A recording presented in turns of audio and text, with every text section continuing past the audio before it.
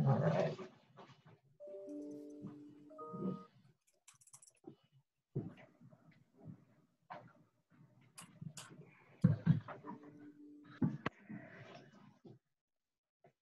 I appreciate everyone coming on today.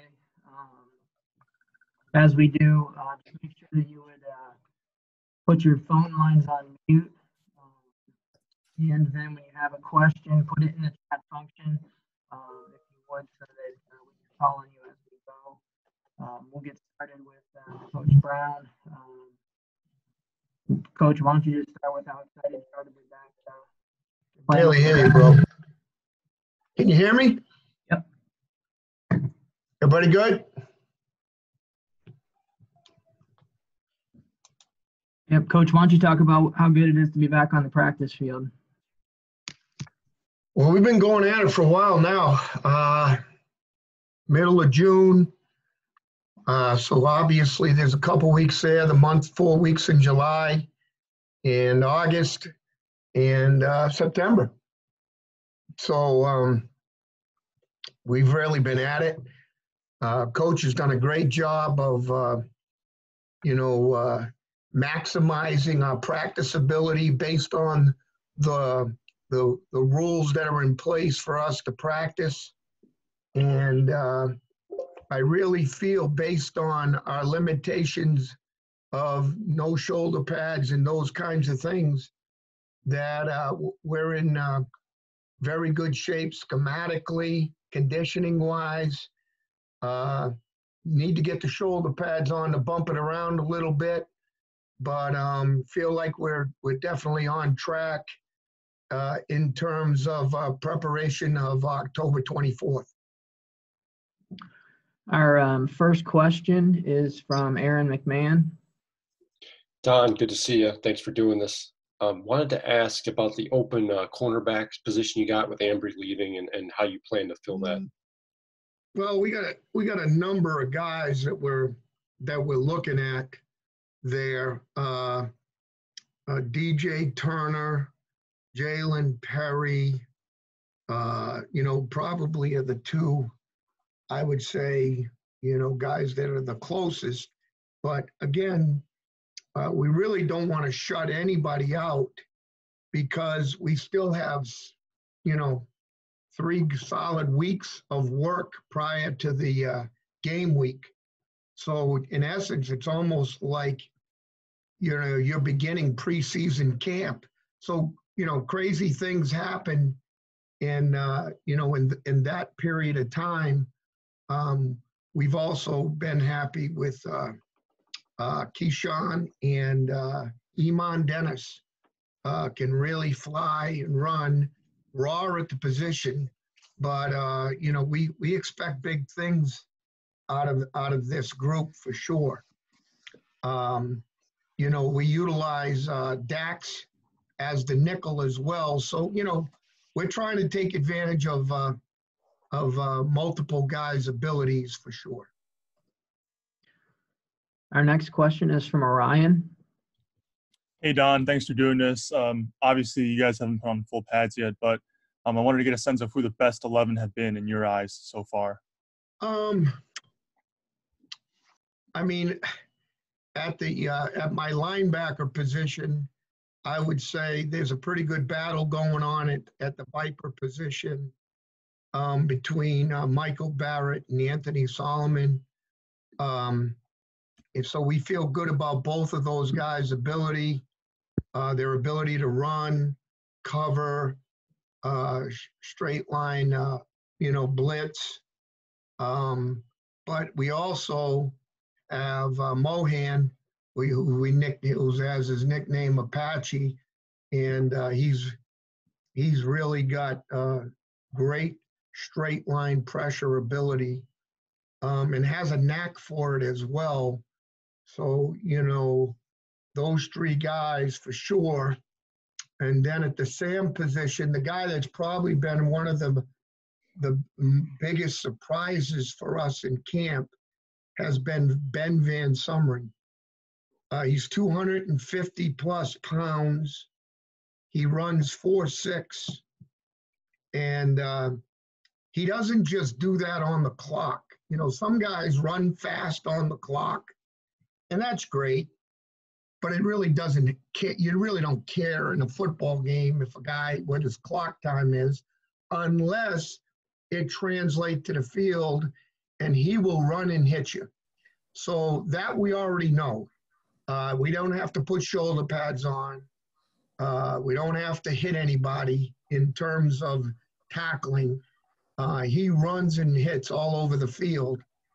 So we're happy with his progress. I mean, he's still got a ways to go and needs every bit of this preparation time to maximize his ability.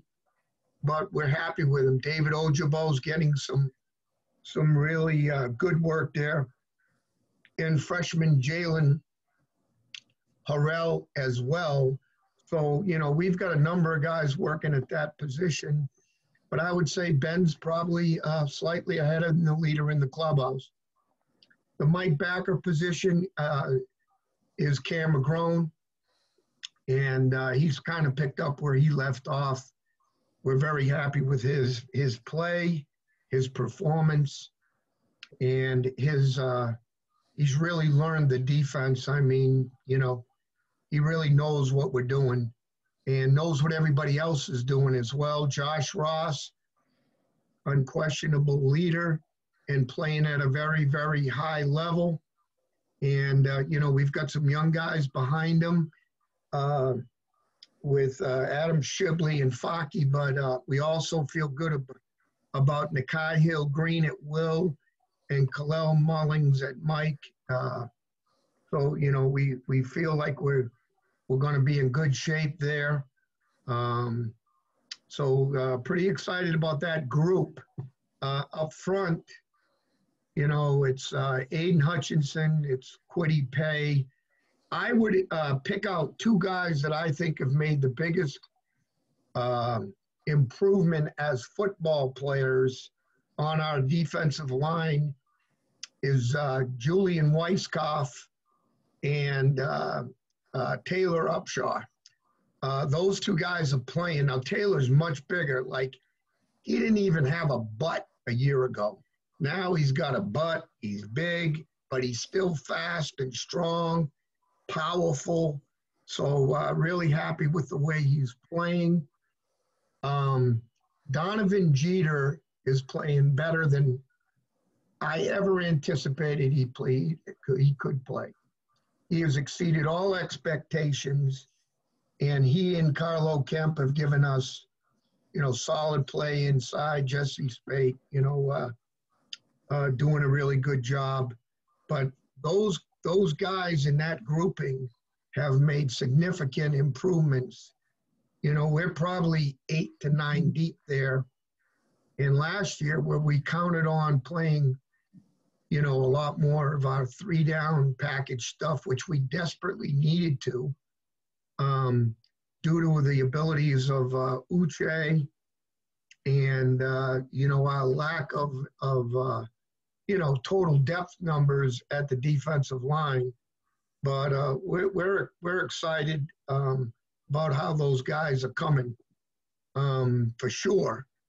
But, you know, when you can say Aiden Hutchinson on one side, Quiddy Pay on the other, Donovan Jeter, and Christopher Hinton's playing great. So that's the guy I got left out. I hate doing this because you know, you just don't want to leave a guy out. But Christopher Hinton's doing a really good job as well.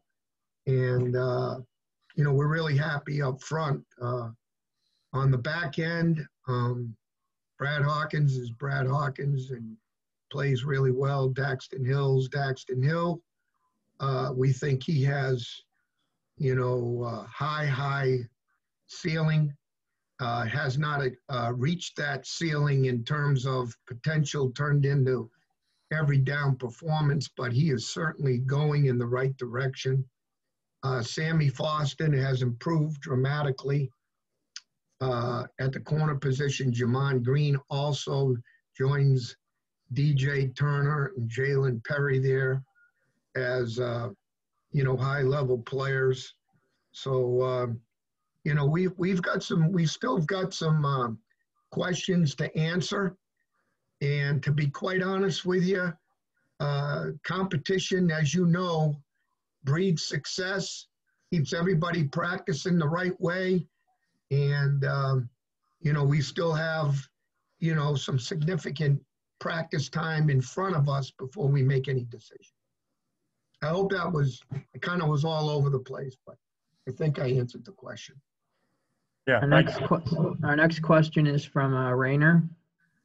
Yeah, Coach, you played a lot more zone last year than in years past. Do you think you'll be able to have that schematic flexibility considering some of the turnover that you've had and maybe a little bit of the lack of experience amongst the players as a whole? Well, that's a great question. Obviously, very true. But there's also some commonalities that you need to kind of know is everybody thinks we're a man-free team dominantly. And with that being said, we were 62nd out of 65 Power 5 teams in the numbers of RPOs that we saw. And the reason for that is because of our man-free ability. Now, we can also show you man-free and play other things. To say that we haven't expanded that would be a lie, because we've definitely expanded our package, which we do every year, and trying to play to our players' strengths. But at the same time, they got to be able to handle it, and that's obviously what you're alluding to. And, we feel like we're in a good place right now. Our coverage disguise and flexibility and the number of concepts we played. And by the way, I think we were 51% zone last year, 49% man. So that's one of every two. That's still a high number. Mm-hmm. But we feel strongly about our abilities there. But at the same time, coverage flexibility is a big deal. And we've continued to work to disguise and make it more difficult as we move forward on an every year basis. Along those lines, with the 2017 recruiting class, I mean, a lot of those players have left. I mean, how much does that kind of create challenges from a personnel standpoint, not having maybe, some of the players that you would have expected in that group to? Yeah, but that's in this day and age. I mean, I think Coach Harbaugh, has done a good job of making sure that we're preparing for departures. I mean, that's just the way it is. I'll give you a name that I'm kind of excited about. This Makari Page is playing at a high level, and he's a young man that we feel he can jump in there and help us in early stages for sure. So that was, and that's, you can never predict that until you're out there on the practice field and guys are kind of going through the paces. But this guy has, he's a safety all the way, tremendous length. I'm going to be conservative and say he's 6'2", but I think he's taller than that. He really plays well over the slot. But we have a number of guys playing pretty well over the slots, and the good thing, we have good young receivers, so we're getting challenged every day. So it's nice to be able to get a good look at our guys in terms of competitive situations. So we really feel good about where we're at there. And, we have a quality number of defensive backs that are getting better on a day-to-day basis. George Johnson is another one. I mean, I can go on and on and on, but we really feel like our talent level is those guys just need to play. they need to get out there and play, and let's see how that goes. And obviously, you hate to draw too many conclusions, but we'll put the pads on for the next few weeks and get ready to play in a game. And I think that'll be a big defining line for us. Our next question is from Bob Wanowski. Hey, Don, I don't know how much you've watched the first couple of weeks of the college football season, especially the SEC this past weekend, but points galore, offenses wide open. Don't be telling me that. I know. Don't be telling me that. Well, it seems even more so. It's the highest scoring first couple of weeks ever, I think, in college football. Do you feel with your scheme, do you have the athletes, the experience, and the depth, do you think, to keep up with those type of offenses, which has been a hiccup at times over the past couple of years? Well, we're working at it. I can tell you that. We've done a good job, I think, of evaluating our strengths and, implementing them, but also, tweaking our coverage base and what we're doing there. But really tweaking our pressures, our non-pressures, where people are coming from. Obviously that's a big deal, and that's what you got to do on a year-to-year basis. It's not like, for example, 2016, we're number one in the country in defense. It's not like in 17 we didn't make changes. But obviously, going from 19 to 20, our strengths on our defense are in a little bit of different places. So we've got to play to your strengths. And I think we're doing that, and I think that's what's most important, is play to your own players' strengths. And the guys that, that you think can make plays for you. And, obviously, don't be afraid to compete against anybody in the country. And if I could ask a quick follow-up, obviously you draw inspiration from all sorts of things, and certainly you've talked about the Ohio State games. I don't know if you saw the report that Ryan Day said he wanted to play this year so he could hang 100 on Michigan. And if stuff like that resonates with you, what's your thoughts on that? Well, we get ready to play against them every day. We're running plays, we're seeing concepts, and we got a lot of work to do. So I'm just keep my mouth shut and go to work every day. That's what I do, and that's what I'm going to do. Thank you. Our next question is from John Borton. Hey, Don. Guys that are younger and get a taste of the action like Taylor Upshaw and Chris Hinton a year ago. In your mind, what is the biggest jump that guys like that should take going into their next year after they've seen the field a little bit? Well, for example, you mentioned Christopher Hinton, which is a great place to start because he's a tremendous young man. This guy, I used to joke with him last year. I'd say, hey, what would you rather be, a slug or a bullet? And, obviously, I want him to be a bullet. And he's improved his short area quickness. His COD has changed the direction tremendously. And, we're starting to see those benefits. Taylor Upshaw was just a skinny guy, got banged around, but could run. Now, he's much bigger. He's much more equipped to play that open side defensive end position, but he can still flat out run. So, those are those things, plus being in the system a year and being around Aiden Hutchinson and Kwity Paye and Carlo Kemp, those guys get real leadership every day. So, I think those are the things that are most important. And I'm really happy with where we are defensive line-wise. You know, so feel good about it. I don't know if you mentioned anybody else that I think I hit the two guys. Yep. Thank you. Next question is from Isaiah.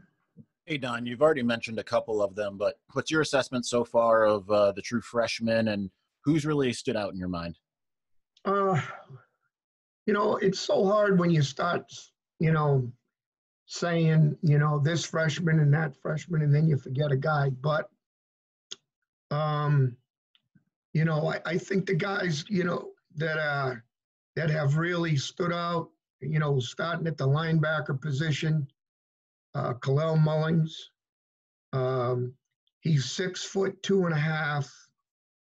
He's 241 pounds, and he's 17 years old playing the Michael linebacker position. He can run now. Nakai Hill-Green plays the Will next door to him. They both just were in my office. They love football. They love being around it. You know, I just see sky's the limit for those guys. Cornell Wheeler from West Bloom is another young guy. Has lost some time, but, you know, is back now.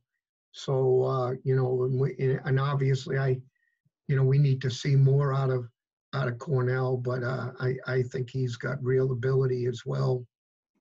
RJ Moton at safety, I think he'll be a very good player. I'm not sure he's in the right position exactly yet. We're trying to figure that out. And there's really a lot of good players. Selden is a good player. We're playing him at nickel, but he missed a little bit of time as well. So, you know, those guys are good players now. Chris Jenkins is a defensive lineman from good counsel. His dad played in the NFL for a very long time. He's got tremendous upside as well. You know, we're happy with him. And I'm just kind of whipping around in my head here. And I know I'm going to miss some significant guys on you, but we're very happy with that freshman class overall. High character, really good football players, and you know, guys that can really help us. Our next question is from Tom Crawford. Yeah, Don, thanks for taking my question. You know, I want to talk specifically about Carlo Kemp. I know he's gotten a lot stronger, and obviously the leadership is there. But what would you like to see out of him, Don, this coming year that has been missing from Carlo? You know that little joke I made about the slug and the bullet? Okay. He's more of a bullet. You know, he really knows his craft. I think he's at a perfect weight. He's probably, you know, some people would say a little bit light. He's like 282-ish, 283-ish, but really understands blocks. Has, you know, we all tease him, he's got short arms, but he's got quick hands, and uses them to his advantage. He knows how to penetrate an offensive line. He understands puncture principles. And, you know, the bottom line is that guy has made himself a better football player every year. And, you know, to the point now where we're just excited to let him go out and do his deal. I think he's much more disruptive than he's been in the past in terms of the puncture piece. Really, you know, guys played every position on our defense, started at linebacker, you know, went to defensive end, then he went to the defensive end over the tight end, then he went to the three technique nose, and now we got him settled in at the three, and really playing well. You know, between him, Christopher Hinton, and this cheater, we feel really good about our inside three. Thanks, Jesse Don. Spate's the fourth, but, you know, we really feel good about our inside of our defense. Thanks. Our next question is from Shane Werner. Yeah, Coach, the lack of a non-conference schedule means there's a lack of film on opponents, and that's definitely true with Minnesota, who has a new offensive coordinator. How does that change the way you prepare for them, and does it worry you a bit with conference games being super important, only being 8 of them? Yeah, I mean, I don't control all that. That's Coach Harbaugh's area. So I just coach defense. You know, they have a new OCs, you know, it's at Utah State. You know, and kind of looking at them, I don't think, you know, and obviously that's why Coach Fleck probably hired him, is I don't think there's much of a difference philosophically. You know, it's the spread offense, run principles, spread offense, RPOs, and, you know, that's what we anticipate getting. Haven't played them for a while now. So played them at home, 17? Yes. Was it 17? So, you know, we haven't seen these guys, but in watching them on tape, you know, they've got playmakers at the wide receiver position. They lost their number 1 tailback to the draft. Quarterback's back, their offensive line, there's some question about 2 of the guys, but, you know, we're anticipating they'll be ready. Really, you know, to be honest, just looking to get back and coach football. Just looking to get our guys back to play football. This has been a difficult process, and I'm really proud of the way our guys have handled this process on a day-to-day basis. There's been times I could see them being extremely frustrated and that pouring over, but it hasn't.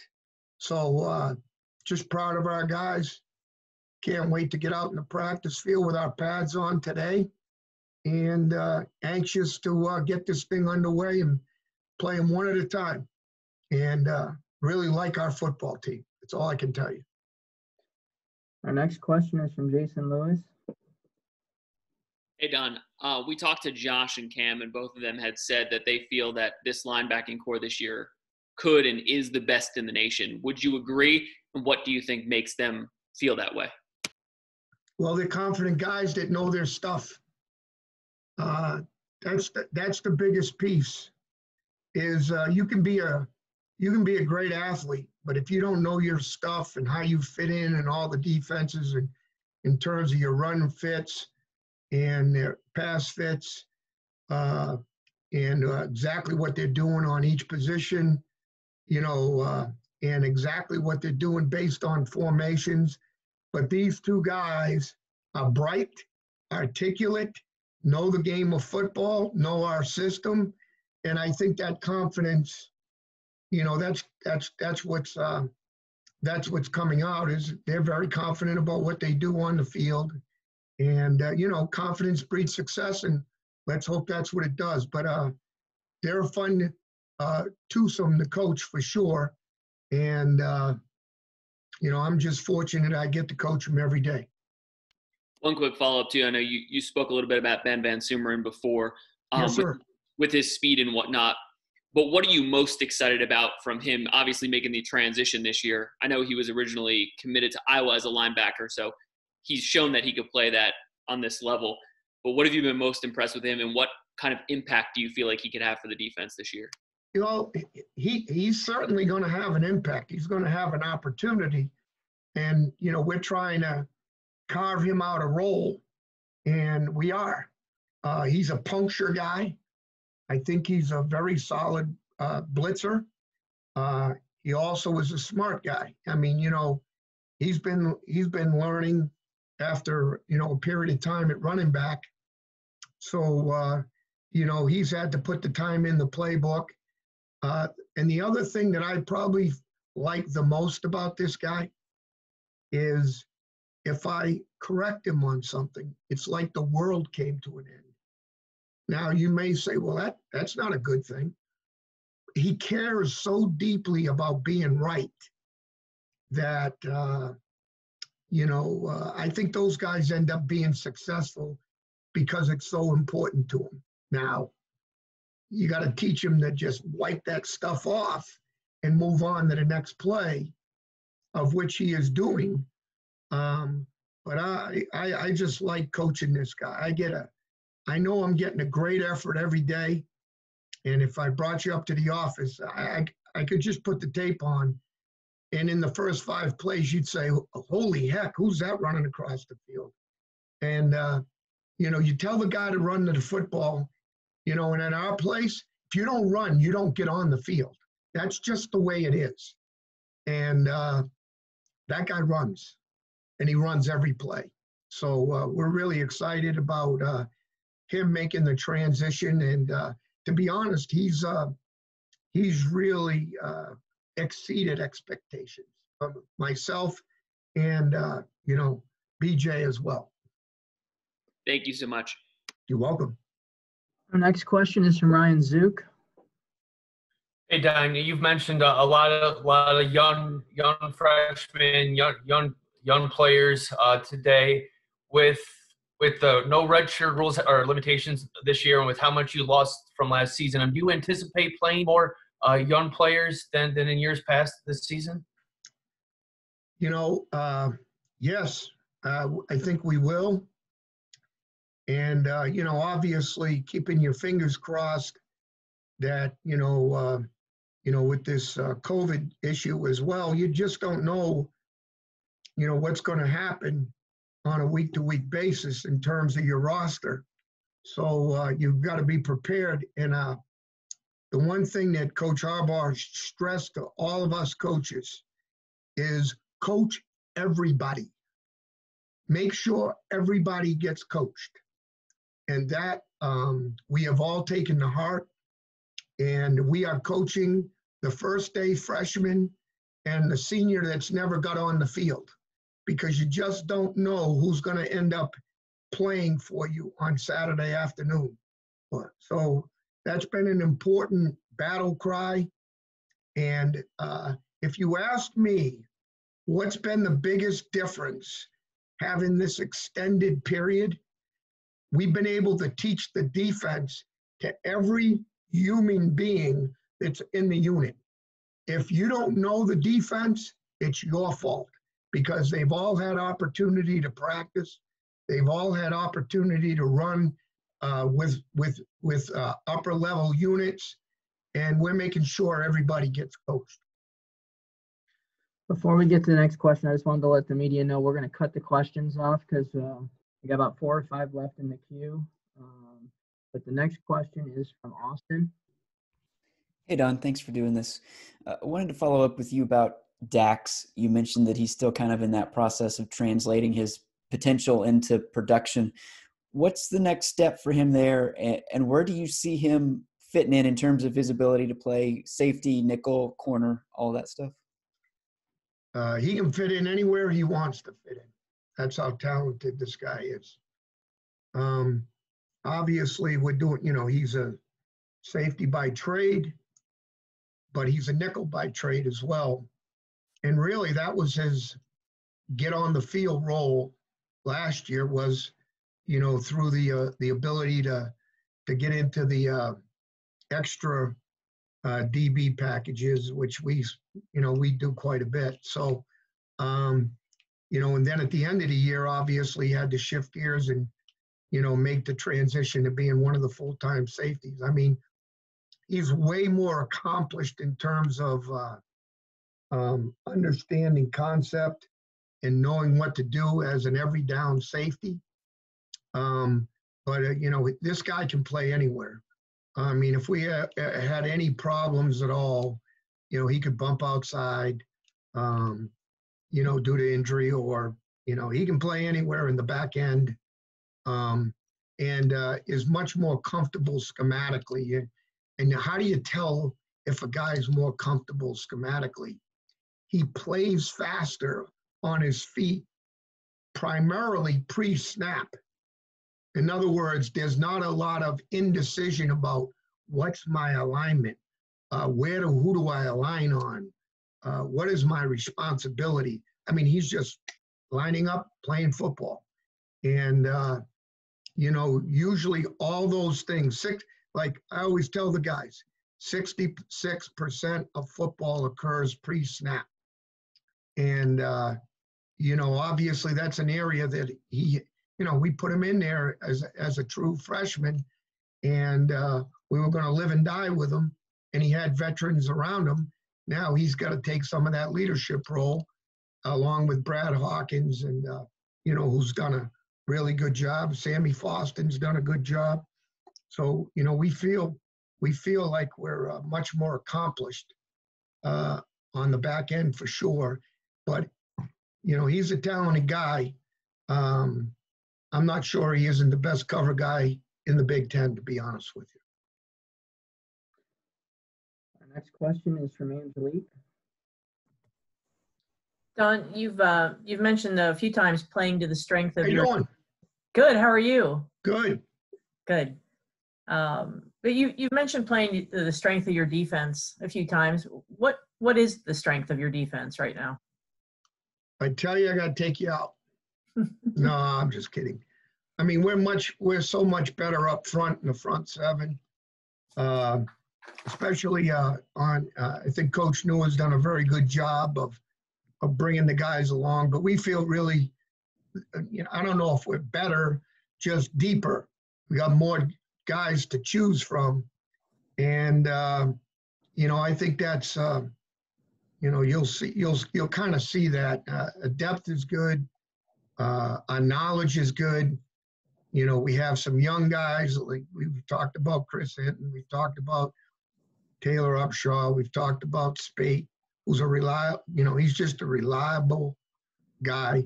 The guy, and I'm telling you, Jeter is a different dude.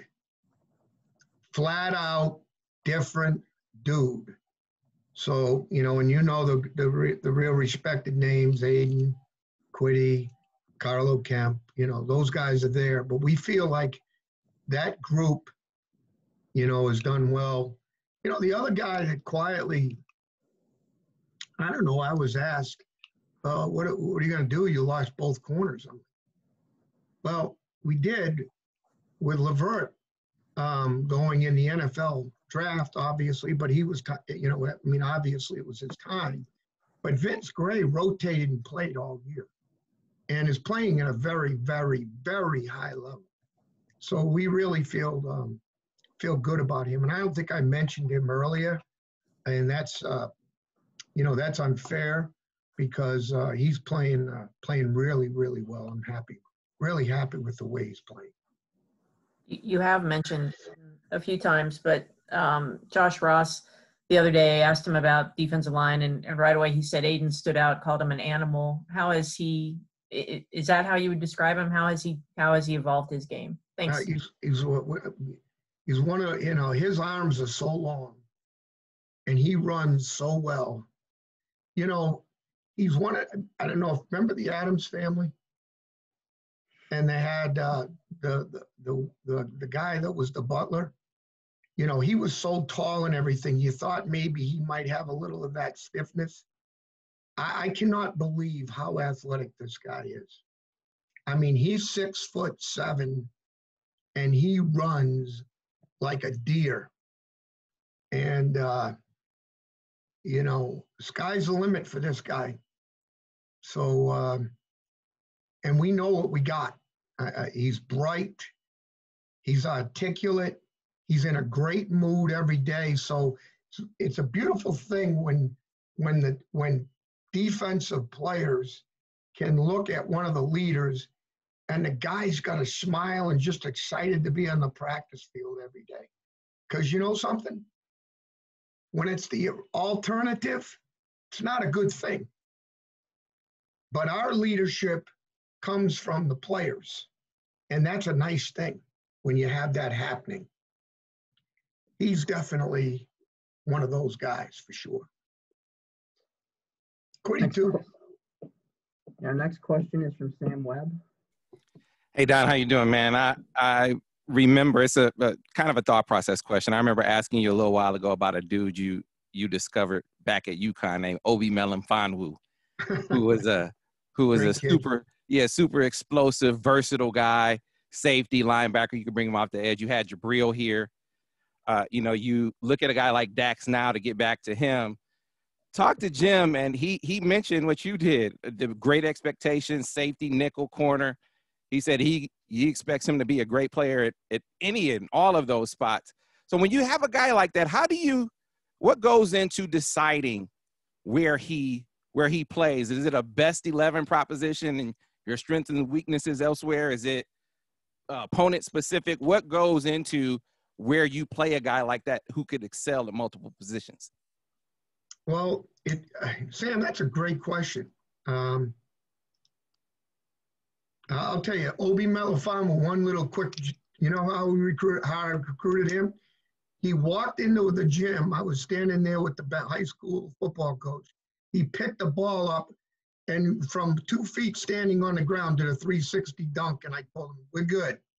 So that's a quick story there. But it's all of those things. But it's funny, the thing that we've been able to do with 3 down, 2 down, all that, is be able to find guys with, unique traits, and then let them do it. Like Josh Uche, for example, is a very, very good pass rusher. He can blitz internally. He could rush the edge. But you also had to be very specific as to where he could play. And then we gave him about 20 jobs a game that he had to do differently. So you got to try to take what the man is elite at. For example, rushing the passer, and let him do that. Like, for example, with Dax, he can cover the slots. Let him do it. He can rush the edge. Let him do it. Is he a good internal blitzer? He can, but the guy can cover. And it's funny, some guys are just always around the ball, no matter if they know what they're doing or not. He was one of those guys. Like, oh, the ball's over there, and there's Daxton. So, even when he was going through the learning curve and we were kind of, taking him through that, he was always around the ball. And if you ask me what he was elite at, he was always around the ball. So, and boy, he can run. He's, some guys, they run hard and fast and all that, and you go, boy, is he working hard. Sometimes you wonder if he's working hard. Now, of course, he's working hard, but he makes everything look easy. So, we all wish we had those traits, right? Our last question here today is from John Borton. Don, you obviously know the traits in quarterbacks that can give defenses trouble. I'm wondering if you've observed a trait or two in Joe Milton that can give defenses problems in the future. Great leader. Here's what I'll tell you about Joe Milton. Joe and I have a great relationship. He'll come in my office and ask me about coverage. I don't coach him. I don't have anything to do with him. Ben McDaniels does a tremendous job. But that's the kind of guy he is. He's reaching out. He's trying to get better every day. He's trying to be smarter with concept. And he's also got he's another one of those infectious guys. Got a smile on his face all the time, ready to go to work. And I've never seen a young man with a stronger arm than this guy. He can let it rip. Thanks, Coach Brown. Thanks, media, for participating today. Everyone has a good afternoon, and we'll be talking to you later on. Thank you. Have a great day.